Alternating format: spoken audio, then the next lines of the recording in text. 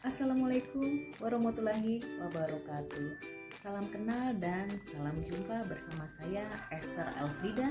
Saya dan 4 orang rekan saya akan menyajikan video singkat mengenai rancangan aksi perubahan sebagai salah satu tugas di Klub Pelatihan Kepemimpinan Pengawas Angkatan 7 tahun 2022 dengan materi penyusunan rencana kerja anggaran pelayanan publik dengan pengajar yang terhormat Ibu Ratna Sari Susanti.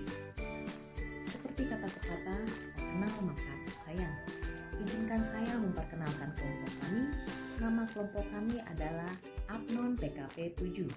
Adapun anggota kelompok kami adalah saya sendiri, Esther Elfrida, dari Dinas Cipta Karya Tata Ruang dan Pertanahan Provinsi DKI Jakarta. Selanjutnya ada Abang Eko Wahyono dari Dinas Sumber Daya Air Provinsi DKI Jakarta. Selanjutnya ada None Devina Septiani dari Dinas Perumahan dan Permukiman Provinsi DKI Jakarta. Selanjutnya juga dari Dinas Perumahan dan Permukiman Provinsi DKI Jakarta ada None Gloria. Yang terakhir dari Dinas Bina Marga Provinsi DKI Jakarta ada None Anastasia Saputri. Demikian perkenalan singkat kami. Adapun rancangan aksi perubahan kami diambil dari SKPD Dinas Bina Marga Provinsi DKI Jakarta. Selanjutnya akan disajikan oleh abang kami, Abang Eko Wahyono. Selamat menyaksikan dan semoga bermanfaat. Terima kasih. Terima kasih. Saya akan menjelaskan tema selanjutnya, yaitu terkait dengan visi misi dan tusi dari Dinas Bina Marga Provinsi DKI Jakarta, di mana visinya adalah infrastruktur bina marga untuk Jakarta yang maju, manusiawi, lestari, dan berbudaya. Kemudian selanjutnya terkait dengan misi dari Dinas Bina Marga adalah yang pertama, menyediakan infrastruktur bina marga berkualitas dan berkelas internasional. Yang kedua, menyediakan infrastruktur bina marga sebagai salah satu faktor penting pendukung dari peningkatan penggunaan angkutan transportasi massal. Yang ketiga, menjaga tingkat pelayanan infrastruktur bina marga yang mantap dan memenuhi standar pelayanan minimal. Yang keempat, menyediakan infrastruktur bina marga dengan desain yang baik, ramah untuk penyandang disabilitas dan berwawasan lingkungan. Selanjutnya, tugas pokok dan fungsinya sesuai Peraturan Gubernur Nomor 153 Tahun 2019. Di sini Kepala Subbag Tata Usaha Sudin Bina Marga Jakarta Barat mempunyai 12 tugas pokok. Salah satu diantaranya kami menitik beratkan pada poin yang nomor 7, yaitu melaksanakan pengelolaan keuangan, kepegawaian, dan barang milik daerah suku dinas kota. Sedangkan fungsi dan pelaksanaan pelayanan pengelolaan data aset tanah, jalan di Sudin Bina Marga Jakarta Barat adalah yang pertama, memudahkan dalam pencarian untuk lokasi aset jalan tersebut. Yang kedua, memberikan informasi data jalan untuk menindaklanjuti usulan-usulan perbaikan jalan pada kegiatan di Musrembang. Yang ketiga, memberikan informasi data jalan kepada masyarakat yang membutuhkan.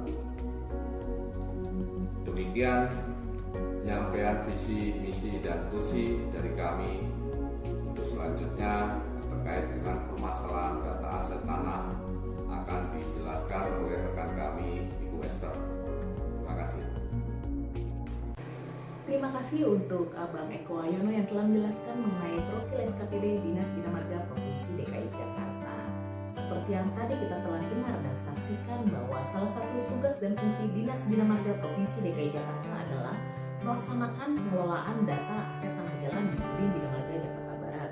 Tusi inilah yang kami angkat menjadi judul rancangan aksi perubahan pada tayangan video singkat ini, yaitu pemuktahiran data aset tanah jalan di Sudin Bina Marga Jakarta Barat.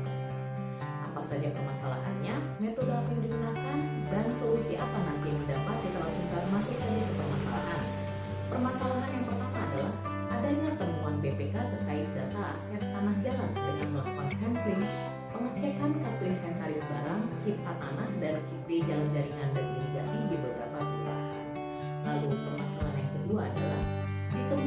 adanya perbedaan luasan beberapa tanah jalan yang tercatat dalam KIP A dibandingkan dengan kondisi real di lapangan. Lalu indikasi permasalahan sesuai fungsi juga ada dua. Yang pertama adalah belum adanya data aset yang valid yang sesuai dengan kondisi real di lapangan. Yang kedua adalah pelaksanaan pemutahiran data aset jalan terkendala, tidak lengkapnya dokumen kepemilikan aset. Metode apa yang akan digunakan? Kami memilih metode USG untuk memilih isu strategis. Apa itu USG? USG adalah urgency, seriousness, dan growth. Urgency itu seberapa mendesak sehingga isu itu harus dibahas, dianalisis, dan ditindaklanjuti. Seriousness itu seberapa serius akibat buruk yang ditimbulkannya. Lalu growth, seberapa besar memburuk dampak dari isu tersebut jika tidak segera ditangani. Demikian penjelasan metode USG. Dijelaskan lebih lanjut oleh rekan kami mengenai Betty. Silakan. Selanjutnya, untuk menentukan masalah utama digunakan metode USG, Urgency, Seriousness, Growth. Nomor 1, kekurangan SDM yang bisa mengukur dan mengolah data aset tanah jalan. Menempati total huruf 11 menempati ranking 3. Yang kedua, perlu adanya metode yang baku atau standar mengenai pengukuran data aset terutama aset tanah jalan. Menempati ranking kedua. Dan ranking satunya adalah dibutuhkan adanya data aset tanah jalan yang valid sesuai dengan keadaan di lapangan. Selanjutnya, tindak lanjut USG. Melakukan pengukuran aset di lapangan, menyajikan data hasil pengukuran di lapangan dengan membandingkan dengan data KIB. Data pengukuran perlu didukung dengan data hasil perhitungan, gambar, dan dokumentasi pendukung lainnya. Mengintegrasikan data hasil pengukuran aset dengan sistem Sierra dan dapat diakses secara online dengan website Jakarta 1. Adapun rencana aksi kegiatan yang akan dilakukan yaitu melakukan pembentukan tim efektif, melakukan pelaksanaan pengukuran dan pendataan aset, dan melakukan pengumpulan data aset tanah jalan serta melakukan penginputan data aset tanah jalan ke dalam website Jakarta 1. Untuk mewujudkan rencana tersebut, maka beberapa tahapan yang harus dilakukan, yaitu perencanaan, pelaksanaan, pengawasan, dan tahap terakhir yaitu dengan tindak lanjut. Pada tahap perencanaan perlu dilakukan pembentukan tim efektif dan melakukan pengelompokan data dalam KIP A. Dilaksanakan dengan arahan mentor dan bersama-sama tim efektif. Untuk melakukan tahap pelaksanaan, maka yang akan dilakukan adalah melakukan survei, membuat set gambar, komparasi data hasil survei dengan KIP A, kemudian melakukan koordinasi data dengan Dinas Citata, membuat kertas kerja dari hasil komparasi, kemudian berkoordinasi juga dengan BPAD dan Citata melakukan rencana penrautan peta Jakarta 1 dengan KIP A yang telah dimiliki. Tahap pelaksanaan ini akan dikoordinasikan bersama-sama antara tim efektif dengan Dinas Citata maupun BPAD. Adapun pada tahap pengawasan yang akan dilakukan yaitu menyusun pelaporan yang akan dikerjakan bersama-sama dalam tim efektif, dan tahap terakhir melakukan tindak lanjut untuk mewujudkan tujuan jangka menengah dan tujuan jangka panjang yang akan dikerjakan dengan koordinasi tim efektif untuk durasi 6 bulan dan 12 bulan. Berikutnya, saya akan menyampaikan rencana anggaran pelaksanaan aksi perubahan. Di sini kami akan menggunakan kertas A4 sebanyak 5 rim dengan total biaya 150.000. Tinta printer dengan total biaya 300.000. Buku tulis double folio dengan total biaya 50.000. Dan konsumsi rapat tim efektif dengan total biaya 500.000. Sehingga total rencana anggaran pelaksanaan aksi perubahan ini sebesar 1 juta rupiah.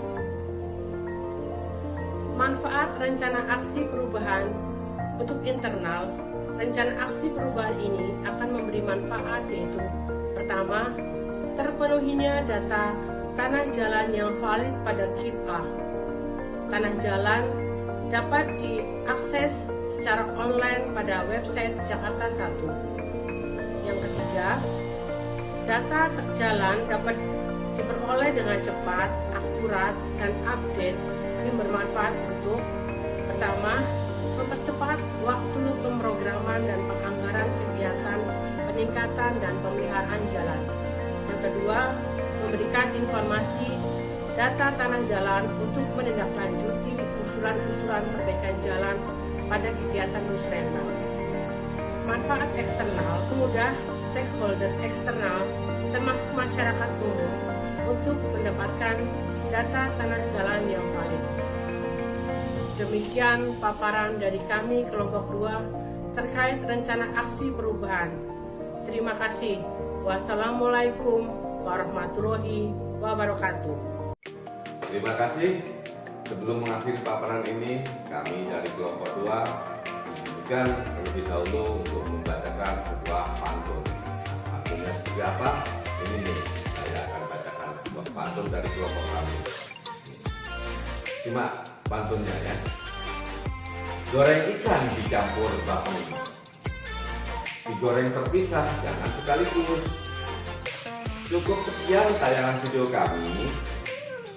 Semoga mendapat nilai bagus. Yeay, itulah pantun dari kelompok kami. Ya, demikian pantun dari kami. Kurang lebihnya kami mohon maaf apabila dalam menyampaikan paparan ini ada kata-kata yang kurang berkenan di hati Bapak maupun Ibu. Kami selanjutnya akhiri dengan ucapan wabillahi taufiq wal hidayah. Wassalamualaikum warahmatullahi wabarakatuh.